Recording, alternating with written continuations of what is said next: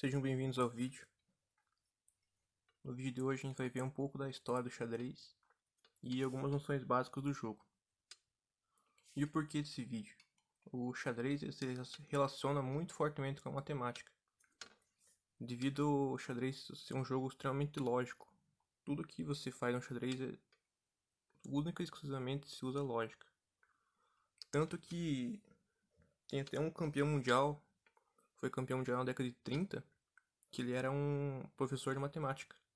Ele não era um jogador profissional de xadrez e mesmo assim acabou sendo campeão mundial. Então vamos falar um pouquinho da história, da origem do xadrez. Ele surgiu a partir de um jogo indiano chamado Chatukanga, que foi difundido pela Ásia, pelo mundo, até a chegada à Europa. E na Europa que o jogo foi mudar pro jeito como a gente conhece hoje ele. E devido às mudanças, o jogo se tornou um pouco mais fácil, assim, mais atrativo. E rapidamente se espalhou por toda a Europa e depois para o mundo inteiro. Então vamos lá. Primeira coisa é o tabuleiro.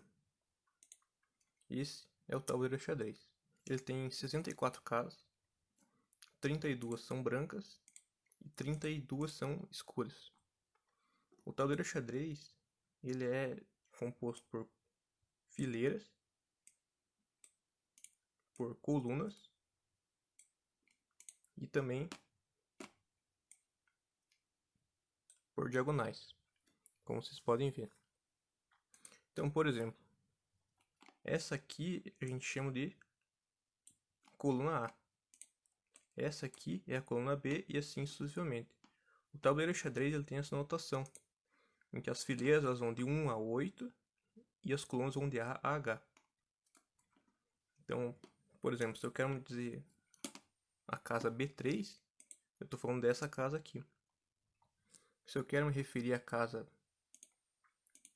E5, eu falo dessa casa. A casa C7 é essa casa. E assim por diante. Então agora a gente vai ver um pouco do movimento das peças. O bispo, ele anda exclusivamente na diagonal. Então um bispo que começa numa casa escura, ele sempre vai poder andar só nas casas escuras. Ele nunca vai poder ir nas casas da outra cor. Então esse bispo aqui, percebe que ele está numa casa escura, que é a casa de C1. Então ele sempre vai andar pelas casas escuras. Um bispo em F1, ele só vai andar pelas casas claras. Então esse bispo pode vir para casa C4, pode vir para casa E6, mas nunca ele vai chegar numa casa escura. Beleza? Agora o cavalo. O cavalo talvez esteja um movimento mais difícil para quem começa, porque ele se movimenta em L. O que é se movimentar em L? Por exemplo, o cavalo está aqui na casa F1. As casas possíveis para ele ir são essas casas aqui, ó. Então perceba. O cavalo ele faz esse movimento, um L. Ele vai de F1 para E3. Ele pode vir, por exemplo, para D2 também. Uma dica que ajuda para quem está começando e tem dificuldade de ver para onde o cavalo pode ir é o seguinte: é você observar a casa em que o cavalo está. O cavalo, que nem aqui, ele está na casa D2, que é uma casa escura. Então, sempre que o cavalo está numa casa escura, ele só pode ir para casas claras. Nunca para casas da mesma cor, sempre para casas de cor oposta.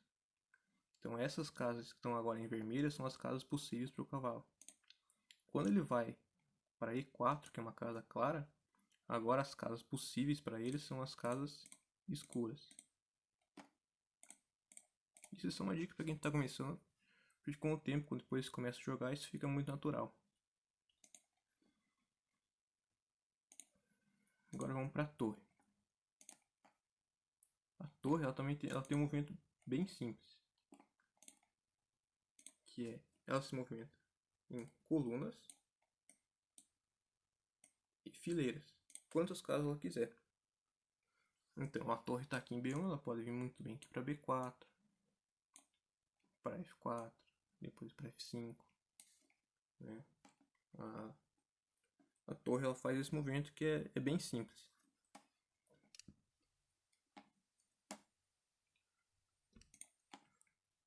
Agora a gente vai ver o movimento da dama.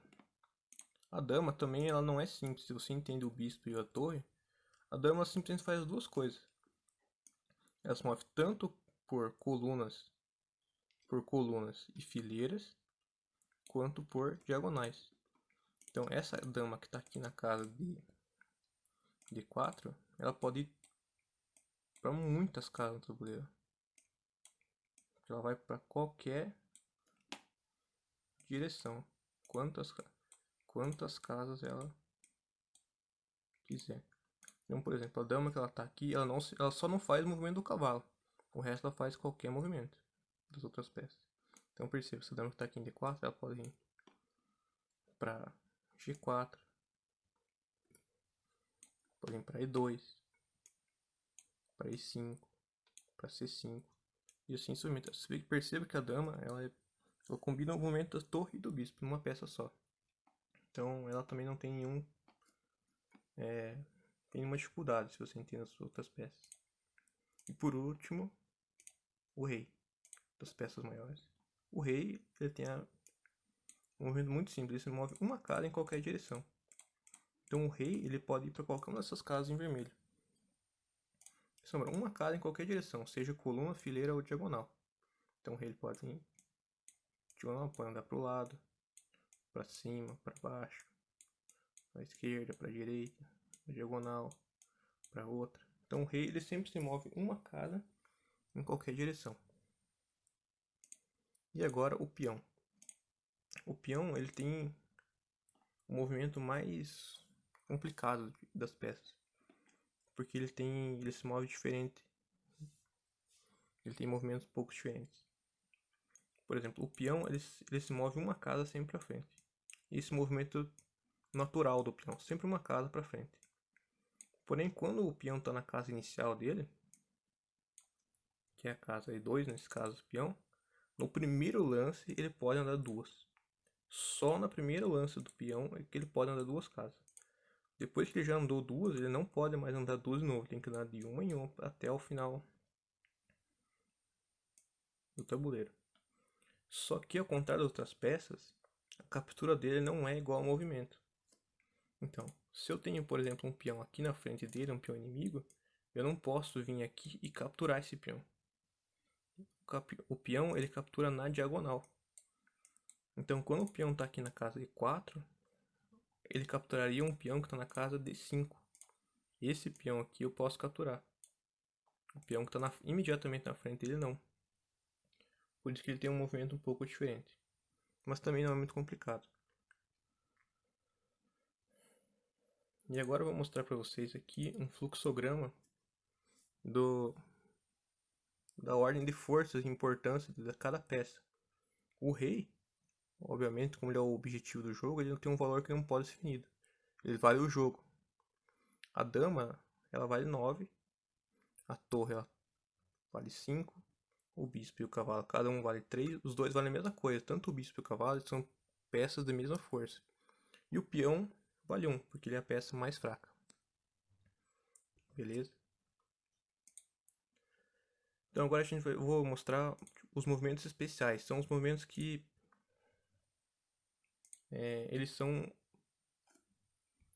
eles fogem um pouco desses movimentos simples que cada peça tem, né? Então, por exemplo, o que é o roque? O roque é o primeiro movimento especial. Quando o rei e a torre ainda não se movimentaram, eles estão nas suas casas iniciais, que são essas aqui. O rei ele pode andar duas casas na direção da torre e a torre passar para o outro lado. Tudo isso aqui é um movimento só, que a gente chama de roque. É quando o rei e a torre eles invertem de lado. Então deixa eu voltar aqui. Então perceba, e ele pode fazer isso para os dois lados. O rei no roque sempre anda duas casas. Então se eu quero fazer o roque na direção da torre que está aqui em A, o rei vai andar duas casas e a torre passa imediatamente para a casa do outro lado. É sempre importante lembrar que o rei no roque, sempre indo 2 casas, independente de qual lado for. E a torre passa para casa imediatamente do lado oposto que ela veio. Então, quando o roque vai para o lado em que a torre está mais perto, a gente chama de roque menor.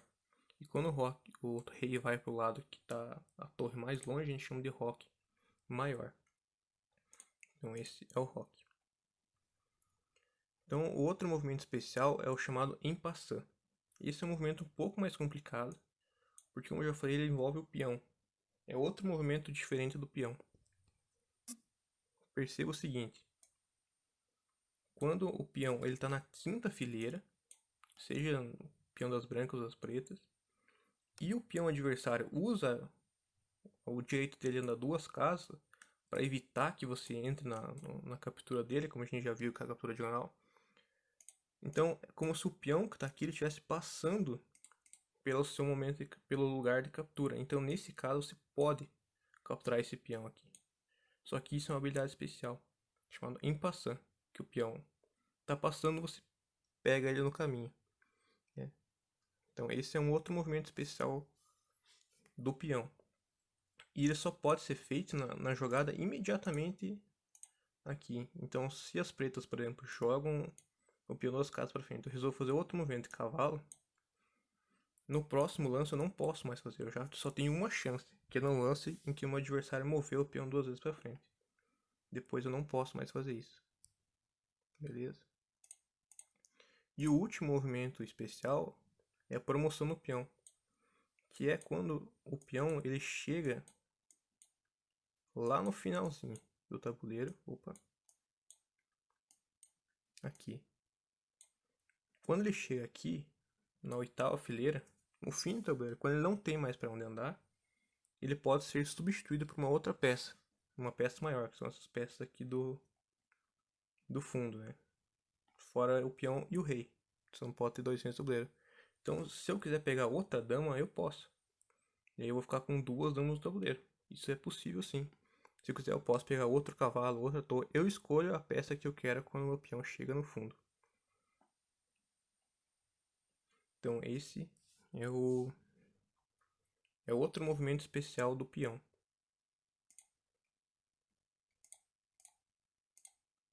Né? E a outra coisa que falta falar agora é do objetivo do xadrez, né? Tipo, como que ganha o jogo? Então, primeiro a gente tem que entender o que é um cheque.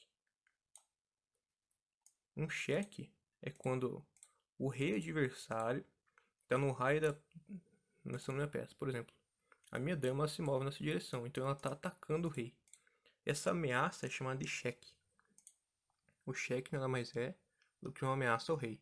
Nesse caso, você tem na verdade, 3 opções. Ou se captura a minha dama, que é a peça está ameaçando o rei, que no caso não é possível. Ou eu mexo o meu rei para uma das casas. Nesse caso, ele só pode mexer para a casa F7. Só que perceba que se ele vem para essa casa, ele continua na ação da minha dama, então não resolve o problema. Ou a terceira opção é cobrir o cheque. Eu coloquei um peão na frente, agora meu rei não está mais ameaçado. Então eu cobri o cheque.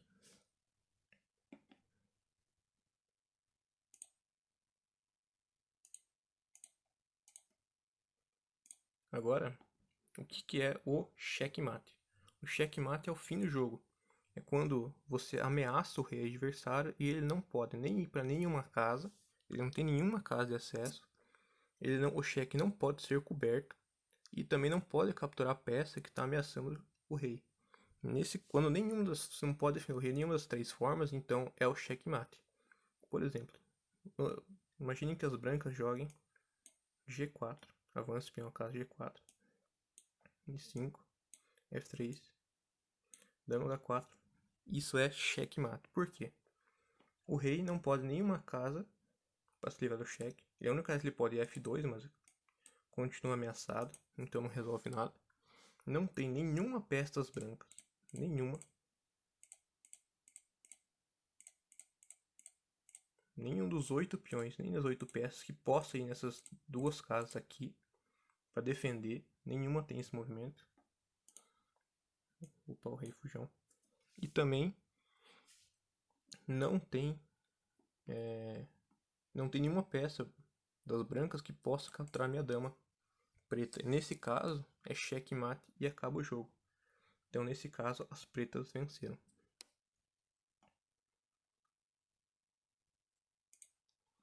Então, essa é a posição inicial do tabuleiro xadrez.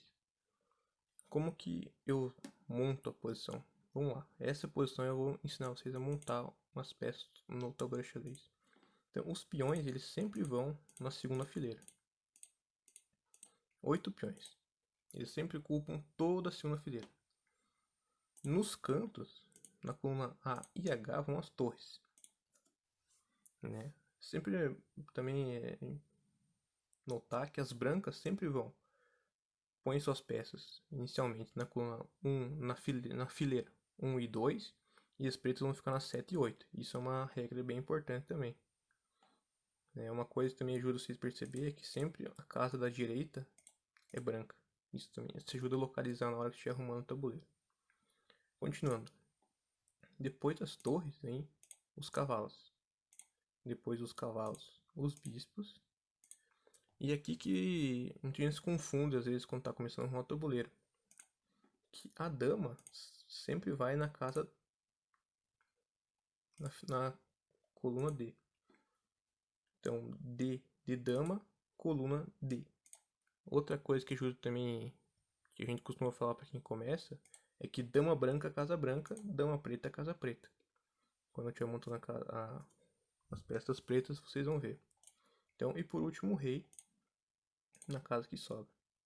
Agora a gente vai montar as pretas. Mesma coisa, segunda fileira, no caso aqui é a fileira 7, mas do ponto de vista das pretas é a segunda fileira. Então toda a segunda fileira delas vai ser cheia de peões. Novamente nos cantos vai as torres. Perceba aqui de novo, a casa da direita aqui é uma casa branca. Então é sempre bom localizar isso. Depois os cavalos, os bispos. Então, dama preta, casa preta. Lembra bem, dama, coluna D, dama preta, casa preta, dama branca, casa branca e por último o rei. Então essa é a posição inicial do tabuleiro xadrez. E é aqui que se começa o jogo. Sempre lembrando que é um movimento das brancas e um das pretas. Você não pode passar lance, não pode fazer dois lances. Sempre um lance branco, um lance preto. Então no caso aqui, as brancas começam. Então eu vou arrumar o tabuleiro aqui de novo. Então as brancas sempre começam. Vocês podem fazer qualquer movimento. Podem mexer o peão aqui da frente do rei. E os pretos podem mexer o cavalo. E aí vai se alternando os movimentos. Sempre uma vez de cada um. Nunca nenhum joga duas vezes e não pode passar a vez também. Você não pode falar não quero jogar. Você é obrigado a fazer um movimento. Então é isso. O vídeo de hoje. Espero que vocês tenham gostado. Então vou encerrando por aqui.